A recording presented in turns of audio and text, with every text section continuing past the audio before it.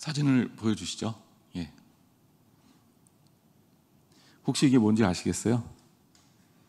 예, 병원 가면 볼 수 있는 거예요. 예, 여러분 편해요, 불편해요? 편하신 분도 있고 불편하신 분도 있을 거예요. 얼마 전에 제가 우리나라 최고의 병원 중 하나인 곳을 갔는데 시스템이 거의 전산화되기 시작했습니다.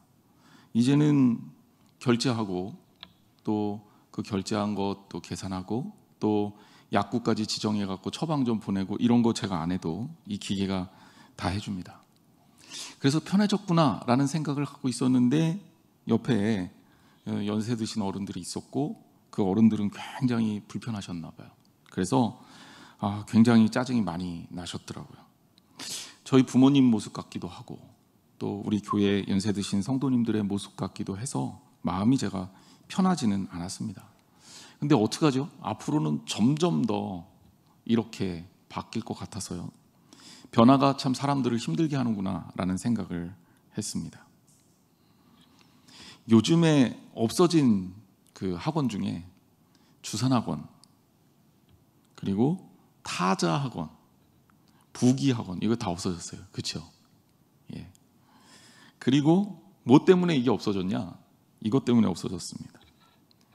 예전에 도스라는 컴퓨터 시스템이 처음 나왔죠. 그리고 이제 XT, AT 이런 286, 386 컴퓨터가 나오기 시작하면서 주산, 타자, 부기가 해야 될 일들을 사람이 하던 것들을 다 대체하기 시작했습니다. 제가 컴퓨터하고 처음 접한 게 대학교 때였던 것 같은데요. 굉장히 저한테는 충격적이었어요. 그래서 제가 이거 좀 빨리 배우겠다. 그래서 결심을 하고 어렵지만 컴퓨터를 사서 큰맘 먹고 공부를 하기 시작했습니다. 그래서 MS 도스, PC 툴, 노턴 유틸리티, 제 나이 또래 되시는 분들은 한두 번씩 들어보신 적이 있을 텐데 이런 프로그램들을 한 7, 8권 책을 산 다음에 그래서 이것 가지고 독학을 하면서 공부를 얼마나 열심히 했는지 몰라요. 아마 고등학교 때 이렇게 공부를 열심히 했으면 학교가 달라졌을지도 모르겠다 그런 생각을 했었는데요. 근데 이렇게 공부를 열심히 하고 그래서 소위 말해서 이것을 다룰 수 있는 나름대로의 기술자가 된 거 아닙니까? 그러니까 여기저기서 컴퓨터가 좀 문제가 생겼다 그러면 제가 가서 봐주기도 하고 심지어 하드웨어도 사다가 바꿔주기도 하고 그랬던 것 같아요. 그런데 몇 년 지난 다음에 윈도우가 나오더니 이 모든 지식이 다 쓰레기가 됐습니다. 아무짝에도 쓸데없는 것이 됐어요. 변화를 하고 무엇인가를 따라간다는 것이 어쩌면 우리들에게 이 땅을 살아가는 동안의 숙명과도 같은 것이다 라고 말할 수 있는데 이게 편하고 쉬운 것만은 절대 아닌 것 같습니다. 우리가 살아가는 세상은 엄청난 속도로 바뀌고 있습니다. 지난 역사 수백 년 사이에 일어났던 변화가 불과 10년 사이에 더 많이 바뀐다라고들 얘기하고 있고 이 역사가 변화하는 이 시간들은 점점 짧아질 거다 이렇게 학자들은 예측하고 있습니다.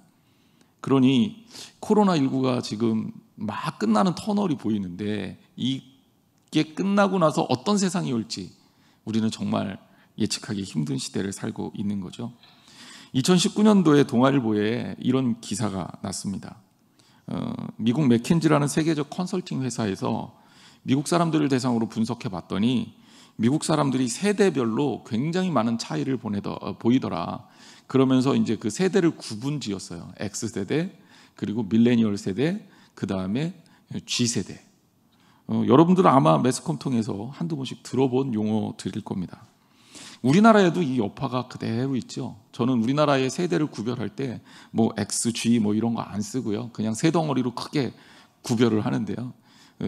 소위 말해서 할아버지, 할머니들의 세대, 우리나라의 굉장히 급격한 경제 발전 속에서 냉전 시대를 살았던 그리고 이 정치적으로는 굉장히 암울했던 시대를 사셨던 그분들 그리고 이제 저희 세대, 아버지 세대죠. 주로 1980년대, 90년대 그리고 이때의 시대를 영향을 받으면서 교육을 받고 그리고 살았던 사람들 그리고 요즘 아이들 소위 말해서 자녀들 세대는 완전히 좀 생각하는 방법, 살아가는 방법이 다른 것 같다라는 생각이 많아요.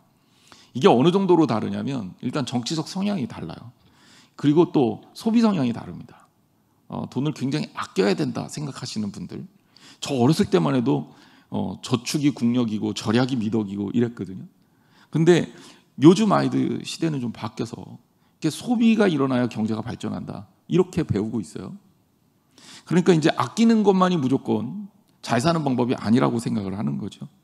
생각하는 방향도 바뀝니다. 문제는 앞으로도 세상이 계속 달라지고 있고 앞으로 만나는 시대는 우리가 상상하는 것보다 더 많이 바뀔 가능성이 많다. 그러다 보니까 세상이 바뀌었으니까 이 변하는 속도를 우리가 따라잡아야 되겠고, 사실 우리가 이 변화에 직면한 우리는 그거 따라가는 게 무척 힘에 겨울 수밖에 없습니다. 그래서 사람들은 변화를 원한다고 하면서도 정작 변화에 직면하게 되면 그 변화에 대해서 거부감을 가지게 돼요. 여러분뿐만 아니라 누구나 다 그렇습니다. 사람마다 차이는 있을 수 있겠지만 말입니다. 하지만 여러분 기억하셔야 될 게, 어쨌든 우리가 살아가는 이 시대에서 살기 위해서는 변화가 필요하잖아요. 그리고 이 어렵지만 짜증나고 괴로운 일이지만 바뀌지 않으면 도태되고 만다는 거죠. 교회도 마찬가지입니다. 교회에도 변화가 필요하고 여러 가지 선교 전략적인 그리고 교회론적인 변화가 필요합니다. 그래서 계속 그런 노력들을 학자들이 하고 있습니다. 하지만 그럼에도 불구하고 사회적 변화 속도를 못 따라잡는 것은 여전한 것 같아요. 그럼 우리가 어떤 방향으로 어떻게 변화를 해야 되냐? 즉 우리가 추구해야 될 그 가치는 어떤 것인가? 우리가 교회론을 배우면서 계속 여러분들에게 교회가 선교적 교회가 돼야 되며 교인들이 선교사가 돼야 되며 우리 교회는 그 종말론적인 이해를 가진 선교사들의 모임이다라는 표현을 계속하고 있는데, 우리가 이 시대를 살아가는 우리 교인들의 모습이어야 되기 때문입니다.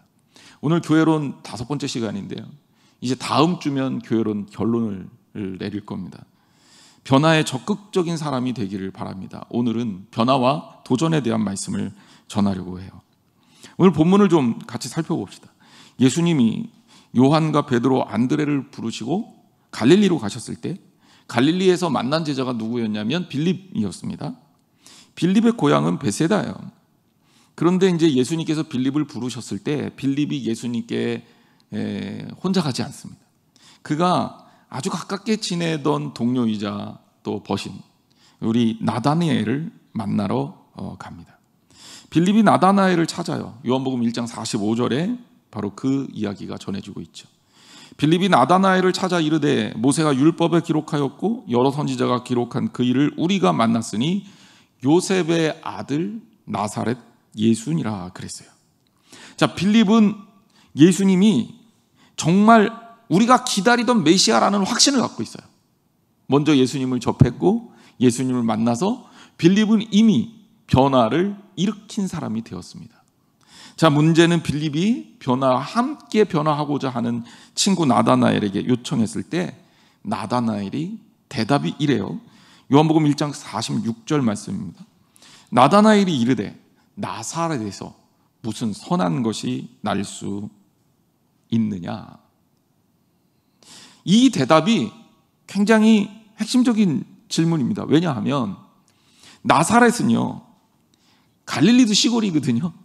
그러니까 예루살렘에 사는 사람들이 갈릴리 사람들 안 쳐줬단 말이에요. 근데 갈릴리에서도 시골이 있어요. 거기가 나사렛입니다. 그러니까 시골 중에 시골인 거죠.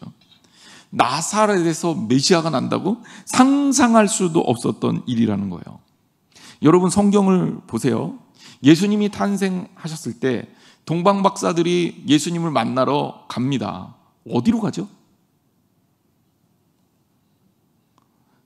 우리들이 객관식에 좀 익숙하니까 1번 예루살렘, 2번 갈릴리, 3번 사마리아. 몇 번? 그렇죠. 다 아시면서 모른 척한 거였어요. 1번 예루살렘이에요. 자, 예루살렘에서도 어디로 갑니까? 헤롯한테 갑니다. 왕이라는 것에 대한 생각을 갖고 있는 거예요. 동방박사들이 지혜로운 사람이죠. 능력 있는 사람입니다. 별을 바라보다 예수님의 탄생을 예측하고 알게 되었어요. 그래서 아예 결심을 하고 예수님을, 인류를 구하러 오신 메시아를 만나러 여행을 떠나는 사람들입니다. 그만큼 뛰어난 사람들이 어디로 갑니까? 헤로드 왕궁으로 간단 말이에요. 이게 사람이에요. 이게 사람이에요. 여러분들이나 저나 다 마찬가지라는 거예요. 우리는 우리가 가지고 있는 한계가 있고, 우리가 가지고 있는 고정관념이 있고, 우리가 가지고 있는 벽이 있어요. 생각의 한계가 있습니다. 에이, 그 사람이 뭐 그렇지. 아니, 그 사람이 그렇지라고 했는데 그 사람이 달라지는 경우도 만나면서 깜짝 놀라는 경우는 여러분 없습니까? 에이, 여자가, 예전 사람들 다 그랬잖아요. 그런데 이제는 여자가 대통령도 하고요. 육사에 보니까 1등부터 5등까지가 다 여자래요. 이제는 게임이 안 되는 시대가 됐어요. 가슴 아프게도. 제가 남자니까. 자, 생각해 보세요. 시대가 바뀌고 있습니다. 에이, 내 나이에? 여러분 나이가 뭐가 어때서요? 모세가 몇 살에 하나님의 부름을 받았습니까? 80이에요. 나이 80이면 우리는 우리나라 지금 상황을 보면 어디 가서 잘 껴주지도 않아요. 좀 가슴 아픈 일이지만 죄송합니다. 지하철 탈 때 무료로 대접받죠. 그리고 뭔가 새로운 일을 하기 시작하기에는 80이 늦다고 생각할 거 아니에요. 우리들 다 그렇게 생각하잖아요. 여러분, 근데 모세는요 80에 새로운 일을 부여받고 새로운 일을 합니다. 몇 년 했어요? 40년 했어요. 여러분, 앞으로 120살까지는 모세처럼 해야 됩니다. 아멘 안 하시면 손해일 텐데. 여러분, 그렇게 하나님께서 쓰시고자 하면 주님의 손에 붙들리면 돼요. 내 가지고 있는 생각 가지고 한계를 규정 짓지 말라고요. 모세도 그랬잖아요. 하나님, 제가 말주변도 없는데요, 제가 이 나이에, 아니 40살에 뭔가 하려고 그랬을 때 하나님, 나 광야로 내쫓겼거든요. 그때 40년 동안 광야에서 놀리셨잖아요. 근데 이제 와서 날 부른다고요? 에이, 그건 아니죠. 하나님, 나 안 갈래요. 그런데 하나님은 그때 필요하신 거예요. 주님이 원하실 때 바뀌고 변하고 한계를 넘어서야죠. 이런 생각들이 우리를 얼마나 병들게 하는지 아십니까? 하나님은 우리를 통해서 일하시고자 원하는데 우리가 하나님이 원하시는 그 변화의 경험을 따라가는 것을 싫어해요. 우리 한계를 넘어설 것을 원하시는데 우리는 그조차도 싫어합니다. 여러분, 신앙적으로는 하나님보다 앞서가는 건 죄입니다. 하나님이 판단하기 전에 미리 판단하지 마세요. 하나님이 끌어가시는 대로 끌려갑시다. 변화는 고통스러운 일입니다. 나를 죽여야 돼요. 나의 가지고 있는 고정관념을 꺾어야 되고, 내가 가지고 있는 한계를 뛰어넘기 위해서 한계를 찢어내야 합니다. 그렇기 때문에 아파요. 힘들어요. 하지만 여러분, 그것이 없이는 하나님의 뜻을 추구할 수가 없단 말이에요. 교회는요, 그 자리에 머물러 있어서는 안 됩니다. 교회의 역사가 오래된 서구나 미국, 이쪽에서 교회를 연구하는 사람들이 교회에서도 평균 수명이 있다는 것을 알아내요. 교회 평균 수명이 60년에서 100년 사이에 대부분의 교회가 사라지거나 바뀐다는 거예요. 왜 그런지 아세요? 역사와 전통을 자랑하는 수백 년 된 교회가 정말 계속 그 수백 년 된 교회로 살아남지 못하는 이유를 아세요? 왜 막 개척하고 막 타오른 교회들은 그렇게 교회가 새롭게 바뀌고 변화되고 성장하는데, 오래된 교회 더 잘 돼야 될 거 아니에요, 이론적으로는. 그런데 오래된 교회가 문제가 생기고 갈등이 생기고 그리고 정체되고 심지어 쇠퇴되는지 아세요? 변화를 일으키지 못하기 때문입니다. 여러분, 나이가 들었다고 못한다고 생각하지 마십시오. 나이가 들어도 변할 수 있다고 생각하면 그게 젊은 겁니다. 나이가 생물학적으로 아무리 어려도 나는 안 바꿔, 나는 내 식대로 살래, 나는 내 판단이 맞아, 하나님 그거 아닙니다, 내 말이 맞아요, 이렇게 생각하는 사람은 나이 든 거예요. 저는 우리 교회 평균 연령이 높다고 알고 있습니다. 하지만 저는 그거 문제 안 될 거라고 생각해요. 중요한 것은 우리 교인들이 얼마나 젊은 마음을 가지고 있느냐가 중요한 거예요. 하나님이 기뻐하시는 변혁을 이룰 수 있는 마음을 갖고 있느냐가 중요한 거예요. 생물학적으로 연령이 낮아지는 거, 이거 뭐 중요한 일인 것 같아도 그것보다 본질적으로 훨씬 더 중요한 것은 우리가 무엇에든지 도전할 수 있고 하나님의 뜻이라면 무엇에든지 달려들 수 있는 그런 교회가 되는 것입니다. 우리 한양제일교회가 그런 교회로 설 줄 믿습니다. 신앙생활도 마찬가지입니다. 여러분 생각해 보세요. 한 번도 교회 나와보지 않은 사람이 교회에 온다는 거 쉬운 일입니까? 어려운 일입니다. 우리나라 초기 기독교인들이요, 양반들이 굉장히 늦게 믿었어요. 왜 늦을 수밖에 없냐면 그들이 알고 있는 이 공부에 대한 유교적 지식들이 너무 풍부해. 그러니까 예수 그리스도를 믿는데도 내가 성경은 연구를 해보겠습니다만 이 정도만 해도 굉장히 열린 사람이에요. 나는 교회에 나가지 않겠습니다. 나보고 교회 오라고 하지 마세요. 이렇게 거부했던 사람들입니다. 오히려 아무것도 갖지 못한 여자들, 아픈 사람들, 도움이 필요한 사람들, 못 배운 사람들이 먼저 예수 그리스도를 만납니다. 왜? 변화에 익숙하기 때문이에요.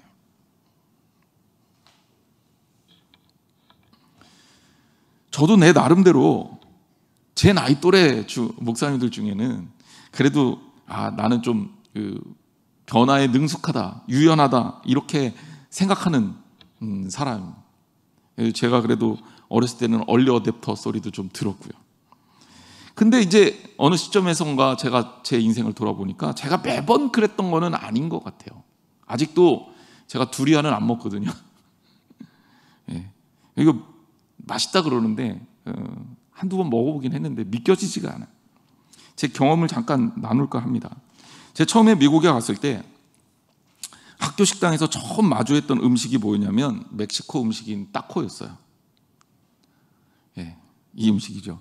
이거 보니까 또 배가 고프네요. 점심때가 된. 햄버거하고 별 차이 없어 보이는데 저 안에 들어있는 저 풀이 고수예요.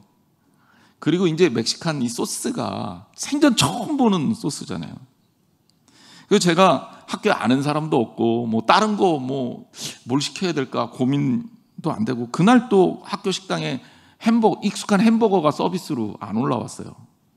그래서 어쩔 수 없이 그래 한번 먹어보자. 그러고 이 타코를 딱 사서 한 입을 딱 깨물었는데 평생 처음 보는 이 향기와 맛에 그만 다 뱉어버리고 말았습니다. 그래서 그 비싼 돈 주고 산 이 음식들을 쓰레기통으로 한 입도 못 먹고 그냥 버리고, 그리고 저는 하루 종일 쩔쩔 굶을 수밖에 없었어요. 그 이후에 제가 한 달 동안요 주변에 있는 햄버거 가게를 전전하며 그 당시 미국 캘리포니아 남부 쪽에 팔고 있는 햄버거 가게는 다 갔어요. 그러니까 제가 적어도 최근에 새로 개장한 햄버거는 몰라도 햄버거 순위를 나름대로 알려줄 정도로 제가 경험하고 매겨서 순위를 궁금하신 분들은 제가 알려드릴게요. 미국 가실 일 있으면 제가 알려드릴 테니 실패가 없습니다. 여러분. 그 햄버거만 무지 먹었던 기억이 납니다. 지금은 어떨까요? 지금은요, 제가 그때 이제 멕시코 친구들도 좀 사귀고 걔네들하고 같이 멕시칸 요리도 먹으러 다니고 멕시코도 한번 넘어갔다 오고 이러면서 지금은 가끔은 이게 생각이 나요. 먹고 싶어요. 그래서 아내 보고 같이 한번 가자 이럴 때도 있습니다. 돌이켜보면 굉장히 바보 같죠. 왜냐하면 해보지도 않고 경험하지도 않고 아예 차단을 시켜버린 내 경험을 한 입을 더 씹으면 이게 맛있는 걸 알았을 텐데 그냥 냄새만 맡고 한 입 먹다 버린 거죠. 조금만 배우고 노력하면 즐길 수 있는데 말입니다. 여러분, 그런 것들이 얼마나 많습니까? 예수님을 만나서 경험해보면 바뀔 수 있는데 예수님을 만나지 못하고 그가 나사렛 출신이라고? 나 그러면 안 가. 나사렛에서 무슨 선한 것이 난다고? 여러분, 이게 얼마나 편협한 생각입니까? 예수님을 함부로 판단한다는 거죠. 그냥 여기서 끝나는 거면 괜찮아요. 그런데 예수님을 거부했다면 나다나엘이 자신의 생각을 앞세워서 예수님을 끝까지 거부했다면 그러면 어떻게 됐을까? 나다나엘은 우리가 성경에서 만나는 예수님의 제자로 있었을 수가 없을 겁니다. 그는 그냥 계속 메시아를 기다리고 있었겠죠. 이게 나다나엘의 생명보다 더 중요한 영생의 삶을 바꾸는 계기가 된 사건입니다. 내가 가진 생각은 진리가 아닙니다. 내가 가진 철학도 배움도 지식도 아닙니다. 공부를 많이 할수록 저도 공부를 잘했다 이렇게 얘기하보다는 좀 길게 했다 이렇게 얘기할 수는 있을 것 같은데, 공부를 하면 할수록, 책을 더 보면 볼수록 더 겸손해질 수밖에 없어요. 세상에 모르는 것 투성이고요. 옛날에 배웠던 지식들이 지금 다시 배우면 다 뒤집어집니다. 유일하게 안 바뀌는 게 있어요. 오직 하나님의 말씀, 그 하나님의 말씀을 통해서 지혜와 얻는 선한 통찰력만이 우리를 살릴 수 있습니다. 그러니까 여러분이 가지고 있는 모든 생각, 습관, 판단, 이거 하나님 말씀 앞에서 다 내려놓으세요. 그리고 하나님의 말씀이 나를 이끌어 가도록 매일 주의 말씀 앞에 살기 위해 노력해야 합니다. 눈으로만 말씀을 보지 말고 가슴으로, 심령으로 말씀을 읽으세요. 그리고 그 말씀에 영향을 받으시라는 거예요. 나다나엘은 선입견이 있었어요. 나사렛에서 선한 것이 난다고? 예언자가 난다고? 근데 여기가 중요한 포인트가 생깁니다. 이 말을 한 사람이 누구예요? 빌립이에요. 빌립이라는 사람이 가지고 있는 나름대로의 파워가 있었다는 거예요. 제가 지난 시간 또 이 교회론을 여러분들과 같이 나누면서 계속 우리가 지금 교회는 우리 교인들 한 사람 한 사람이 하나님의 거룩한 통로자고 하나님의 역사를 일으킬 수 있는 선교사다, 이런 표현을 몇 차례 반복해서 말씀을 드렸습니다. 제가 원하는 그 상황이 지금 빌립의 모습에서 그대로 보여지고 있는 겁니다. 자, 나다나엘은 나사렛에서 선한 것이 난다고 생각했기 때문에 그냥 그가 예수님을 찾아갔을 가능성은 제로입니다. 그런데 빌립을 통해서 이 이야기가 전달이 돼요. 나다나엘은 자기가 갖고 있는 생각에 빌립에 대한 신뢰가 그 생각의 한계를 넘어설 수 있는 계기가 돼요. 우리는 이렇게 질문할 수 있어야 돼요. 빌립은 나다나엘에게 어떤 사람이었기에 나다나엘의 생각을 뒤집을 수가 있었을까? 나다나엘의 가진 한계성을 넘어설 수 있었을까? 나다나엘에게 빌립이 뭐라 그런지 아세요? 요한복음 1장 46절 말씀 보세요. 나다나엘이 이르되 나사렛에서 무슨 선한 것이 날 수 있느냐 이렇게 물으니까 빌립이 이르되 와서 보라. 와서 보라. 예수님을 만날 수 있는 계기, 빌립을 통해서 일어난 거예요. 빌립의 중재는 정말 훌륭했어요. 그가 말을 길게 한 거 아니에요.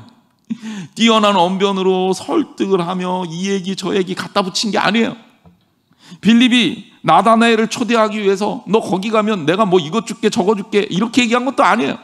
뭐 특별한 이벤트를 소개한 것도 아니에요. 그런데 그가 전한 단순한 언어, 와서 보라, 이 말이 나다나엘에게 꽂힌 거죠. 왜? 나다나엘의 입장에서 생각해 보면 이런 겁니다. 아, 나사렛에서 선한 것이 난다고? 에이, 그럴 리가 없는데. 역대 내가 아무리 연구를 하고 말씀을 봐도 그런 거 없었는데. 근데 빌립이 우리가 기다리던 그분이라고 하니 이 사람이, 이 친구가 허튼 소리 하는 친구는 아니니 내가 빌립의 얘기를 듣고 한번 가보지.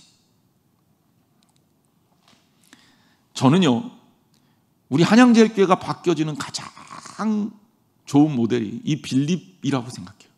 우리 성도들 한 사람 한 사람이 예수 그리스도의 복음에 진지한 사람이 되고 예수님을 전하는 거룩한 통로자로 변화가 되고 바뀐다면, 그럼 우리가 어떤 시대를 만나든지 어떤 상황을 만나든지 하나님이 일하시는 교회가 될 수 있으리라 확신합니다. 여러분, 빌립과 같은 사람이 되기를 주님의 이름으로 축원합니다. 자, 그런데 우리가 더 나아가서 또 하나 짚어봐야 될 게 있습니다. 나다나엘의 발언을 잘못 생각하면 나다나엘이 형편없는 사람같이 여겨질 수 있어요. 고정관념에 사로잡혀 있는 그리고 예수님을 대적하고 예수님을 괴롭혔던 바리새인들과 서기관들처럼 아주 예수님의 약점을 집요하게 물고 늘어뒀던 기득권자들, 예수님을 공격했던 사람들. 그런데 나다나엘은 그런 사람이 아닙니다. 요한복음 1장 47절에 보니까 예수님께서 나다나엘에게 이렇게 얘기하셔요. 그를 가리켜서 보라, 이는 참으로 이스라엘 사람이라. 그 속에 간사한 것이 없도다. 나다나엘이라는 사람이 비록 편견이 있었고 그가 가진 지식 때문에 잘못 판단을 했지만 그는 진짜 신앙인이고 순수한 사람이라고 말한 겁니다. 이 얘기는 뭐냐면 괜찮은 사람도 실수해요. 괜찮은 사람도, 훌륭한 사람도 문제가 없는 사람은 없다는 거예요. 한계가 있고요. 그리고 그 한계를 넘어야 될 상황 중에서 결단 못해서 넘지 못하는 경우도 있습니다. 나다나엘이 그런데 우리는 어떻습니까? 나다나엘보다 우리는 훌륭합니까? 아니, 별로 그렇지도 못하잖아요. 그렇다면 우리도 우리가 가지고 있는 문제점들을 하나님 앞에서 볼 수 있어야 된다라는 겁니다. 우리가 변화하는 일이 어렵다고 해서 여러분이 잘못되었거나 문제가 있다는 게 아닙니다. 요즘 시대를 살기가 너무 바뀌는 통에 내가 힘들다고 해서 여러분들이 잘못한 게 아니에요. 그런 것 때문에 속상하거나 그런 것 때문에 위축되지 마세요. 아니, 뭐 전산 그거 좀 이해 못하면 어떻습니까? 사람한테 물어보면 되죠. 그냥 당당하게 하세요. 그건 부끄러운 게 아닙니다. 근데 여러분, 이거는 기억하세요. 영적인 문제 앞에 우리가 그렇게 태평하게 지낼 수는 없다. 나다나엘처럼 자신의 부족한 모습을 발견하고 깨달으면 하나님 나라를 향해 적극적으로 나아갈 수 있어야 돼요. 빌립이 통한 그 사람을 만나러 가기로 결단을 했다면, 그리고 그를 만나러 갔고 이후에 주님을 따르기로 결심할 수 있는 용기와 결단력이 필요하다는 겁니다. 내가 잘못되었다는 걸 알면 그것을 바꿔야죠. 옛 습관을 벗어 던지면 다시는 그쪽으로 가지 말아야 합니다. 새 술을 담았으면 새 부대에 담아야 되고요. 예수님을 만났으면 율법으로 돌아가면 안 돼요.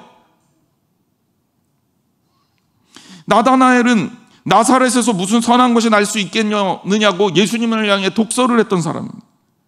그런데 그는 이렇게 고백합니다. 요한복음 1장 49절 말씀 보세요. 우리 같이 한번 읽어보겠습니다. 시작. 나다나엘이 대답하되 랍비여, 당신은 하나님의 아들이시오, 당신은 이스라엘의 임금이로소이다. 여러분, 이 나다나엘의 고백이 신앙적으로 우리가 따라가야 할 고백임을 기억하십시오. 한계를 넘어서서 한계를 깨뜨리고 주님을 만나는 자리까지 가는 저와 여러분들이 되시기를 주님의 이름으로 축원합니다. 변화하고 바꾸는 거 무척 어렵습니다. 옛날 사람들이 마차를 타고 다니고 나는 자동차를 안 타, 그랬으면 오늘 같은 세상은 없었겠죠. 저 어렸을 때 자전거를 참 무척 힘들게 배웠습니다. 왜 그렇게 힘들게 배웠냐면 제 친구가 저를 비탈로 끌고 가더니 밑에서 나보고 타고 내려오래요. 자전거를 처음 타는데 죽는 줄 알았습니다. 근데 제가 그 짓을 또 스키를 타면서 해요. 저 스키를 어떻게 배웠는지 아세요? 스키장에 갑니다. 리프트를 탑니다. 그리고 내려왔어요. 죽는 줄 알았습니다. 하지만 제가 느낀 거는 빨리 배웠어요.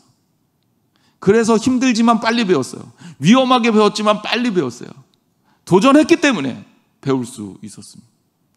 무섭다고 도전 안 했으면 아마 저는 지금 자전거도 못하고 스키도 못할 거예요. 하지만 도전했기 때문에 할 수 있었어요. 사랑하는 성도 여러분, 복음에 대한 도전은, 하나님을 따르는 우리 한계에 대한 도전은 우리의 생명보다 더 중요한 영원한 하나님 나라가 걸려 있습니다. 불편할 수 있어요. 어려울 수 있어요. 힘들 수 있어요. 하지만 넘어서기를 주님의 이름으로 축원합니다. 주님을 따르는 우리는 변화를 통해 주님의 비전을 이루는 믿음의 공동체여야 합니다. 살아있는 것을 움직입니다. 비전을 향해 다가가려면 우리가 가진 모든 것을 주님께 맡기고 주님을 따라야 합니다. 때로는 그 길이 힘들고 어려울 수 있어요. 하지만 그 어렵고 힘든 길을 가야 한다라는 겁니다. 현대 선교의 아버지 윌리엄 캐리는 영국의 한 교회에 선교사를 요청을 합니다. 그런데 그 교회는 그 교회의 사정 때문에 선교사를 보낼 수 없다며 윌리엄 캐리에게 부정적인 답변을 내놓습니다. 그때 그 교회를 향해 윌리엄 캐리가 이런 유명한 말을 전합니다. 하나님으로부터 위대한 일을 기대하라. 그리고 하나님을 위해 위대한 일을 시도하라. 하나님을 향해서 기대도 없고 시도도 하지 않는다면 어떻게 하나님 나라의 일을 감당할 수 있겠습니까? 신앙생활을 신학자들 중에서는 모험이라고 표현하는 분들이 많습니다. 제가 그 나름대로 이름을 붙였어요. 신앙생활은 뭐냐? 모험인데 수식어가 있어요. 의미 있는 모험입니다. 그리고 더 나아가서 거룩한 모험입니다. 그리고 이 모험은 하나님께서 보증하시는 모험입니다. 세속적인 세상적인 사고방식에 갇혀있는 우리들의 입장에서는 엄청난 모험이지만 이 모험은 하나님께서 책임져 주시는 아름답고 거룩한 모험. 그렇기 때문에 우리는 두려울 필요가 없습니다. 내가 물 가운데로 지날지라도 물이 너를 침몰치 못할 것이다. 내가 불 가운데로 지날지라도 불이 너를 사르지 못할 것이다. 여호와 하나님이 너를 붙들 것이다. 내 오른손으로 너를 붙들리라 주님 약속하지 않았습니까? 중요한 건 뭐냐? 나 혼자 가는 게 아니라 주님과 함께 가느냐? 중요한 건 뭐냐? 내가 선 자리가 주님 안에 있느냐? 주님 밖에 있느냐? 중요한 건 뭐냐? 내가 주님과 붙어 있느냐? 주님과 떨어져 있느냐? 내 생각이냐? 하나님의 생각이냐? 이게 중요한 거야. 여러분, 영적 분별력을 가지고 주님과 함께 주님의 나라를 건설하는 그 모험의 자리로 우리 한양제일교회가 뛰어들고 앞으로 나아가기를 주님의 이름으로 축복합니다. 기도하겠습니다. 하나님 감사합니다. 우리는 하나님의 자녀입니다. 하나님의 자녀라고 하면서도 하나님 뜻대로 살지 못할 때가 많음을 주 앞에 고백합니다. 주님 용서하여 주시고 주님 말씀 앞에서 붙들림 받아 하나님 나라를 향해 달려가는 저희들 되게 하여 주시옵소서. 가슴이 주님을 향해서 늘 뜨겁게 하시고 주님께서 부르셨을 때는 나의 한계를 넘어설 줄도 아는 결단력 있는 지혜로운 사람이 되게 하여 주옵소서. 내가 가진 판단 가지고 하나님의 것을 판단하지 않게 도와주옵소서. 내가 가진 선입견 가지고 어리석게도 하나님이 기뻐하시는 일들을 막아서는 일 없도록 도와주옵소서. 하나님이 원하시는 자리라면 가게 하시고 주님이 멈추기 원하신다면 멈추게 하여 주옵소서. 그리고 주님이 함께 한계를 넘고자 하신다면 우리의 고통과 우리의 헌신을 다하여 때로는 노력하여 그 한계를 넘어서기를 소망합니다. 주님 도와 주옵소서. 예수님의 이름으로 간절히 기도했습니다. 아멘.